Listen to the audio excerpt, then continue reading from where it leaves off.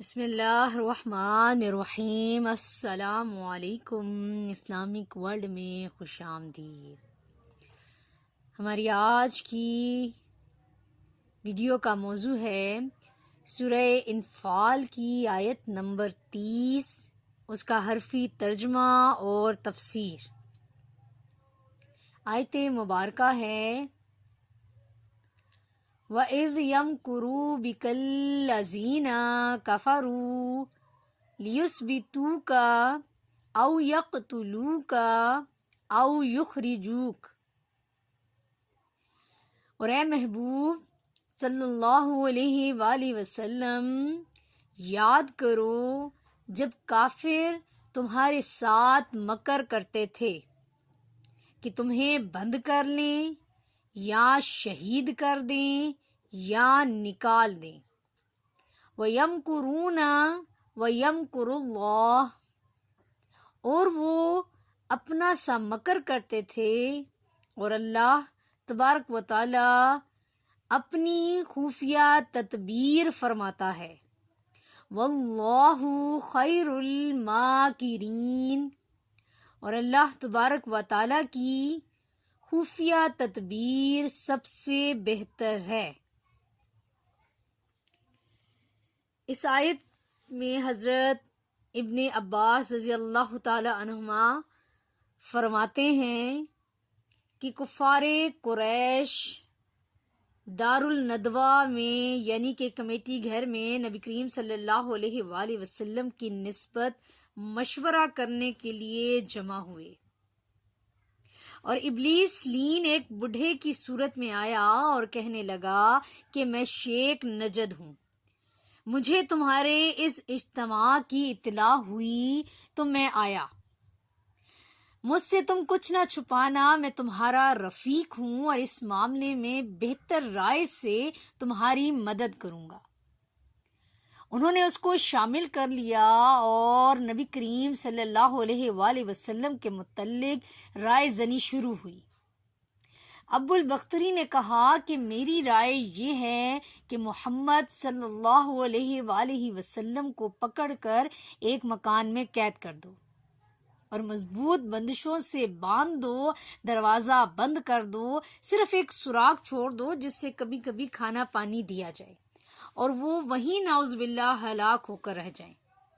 اس پر شیطان لین جو کہ شیخ نجدی بنا ہوا تھا بہت ناخوش ہوا اور کہا نہایت ناقص رائے ہے، یہ خبر مشہور ہوگی اور ان کے اصحاب آئیں گے اور تم سے مقابلہ کریں گے اور ان کو تمہارے ہاتھ سے چھڑا لیں گے۔ لوگوں نے کہا شیخ نجدی ٹھیک کہتا ہے۔ پھر حشام بن عمرو کھڑا ہوا، اس نے کہا میری رائے یہ ہے کہ ان کو یعنی محمد مصطفیٰ صلی اللہ علیہ وآلہ وسلم کو اونٹ پر سوار کر کر اپنے شہر سے نکال دو، پھر وہ جو کچھ بھی کریں اس سے تمہیں کچھ ضرر نہیں۔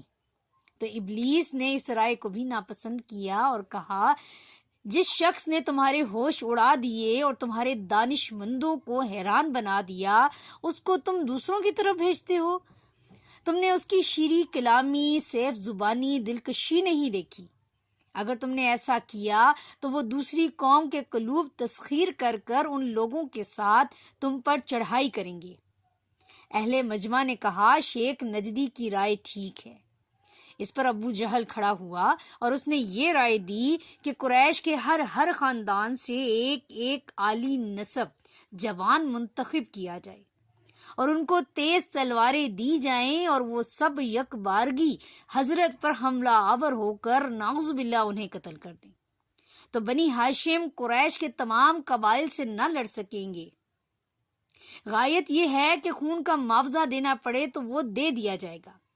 ابلیس لین نے اس تجویز کو پسند کیا اور ابو جہل کی بہت تعریف کی اور اسی پر سب کا اتفاق ہو گیا۔ حضرت جبریل علیہ السلام نے نبی کریم صلی اللہ علیہ وآلہ وسلم کی خدمت میں حاضر ہو کر یہ واقعہ گوش گزار کیا اور عرض کیا کہ حضور صلی اللہ علیہ وآلہ وسلم اپنی خوابگاہ میں اس شب کو نہ رہیں، اللہ تبارک و تعالیٰ نے اذن دیا ہے مدینہ طیبہ کا عزم فرمائیں۔ حضور صلی اللہ علیہ وآلہ وسلم نے حضرت علی مرتضیٰ رضی اللہ تعالی عنہ کو شب میں اپنی خوابگاہ میں رہنے کا حکم دیا اور فرمایا کہ ہماری چادر شریف اوڑھو، تمہیں کوئی ناگوار بات پیش نہ آئے گی۔ اور حضور صلی اللہ علیہ وآلہ وسلم دولت سرائے اقدس سے باہر تشریف لائے اور ایک مشت خاک دست مبارک میں لی اور آیت انا جعلنا فی اعناقہم اغلالا پڑھ کر محاصرہ کرنے والوں پر ماری۔ سب کی آنکھوں اور سروں پر پہنچی، سب اندھے ہو گئے اور حضور صلی اللہ علیہ وآلہ وسلم کو نہ دیکھ سکے۔ اور حضور صلی اللہ علیہ وآلہ وسلم حضرت ابو بکر صدیق رضی اللہ تعالی عنہ کے غار ثور میں تشریف لے گئے اور حضرت علی مرتضیٰ رضی اللہ تعالی عنہ کو لوگوں کی امانتیں پہنچانے کے لیے مکہ مکرمہ میں چھوڑا۔ مشرکین رات بھر نبی کریم صلی اللہ علیہ وآلہ وسلم کی دولت سرائے کا پہرا دیتے رہے۔ صبح کو جب قتل کے ارادے سے حملہ آور ہوئے تو دیکھا کہ حضرت علی مرتضیٰ رضی اللہ تعالی عنہ ہیں۔ ان سے حضور صلی اللہ علیہ وآلہ وسلم کو دریافت کیا کہ کہاں ہیں، تو انہوں نے فرمایا کہ ہمیں معلوم نہیں، تو تلاش کرنے کے لیے نکلے۔ جب غار ثور پر پہنچے تو مکڑی کے جالے دیکھ کر کہنے لگے اگر اس میں وہ داخل ہوتے تو یہ جالے باقی نہ رہتے۔ حضور صلی اللہ علیہ وآلہ وسلم اس غار میں 3 روز ٹھہرے، پھر مدینہ طیبہ کی طرف ہجرت فرما لی۔ صدق اللہ العظیم۔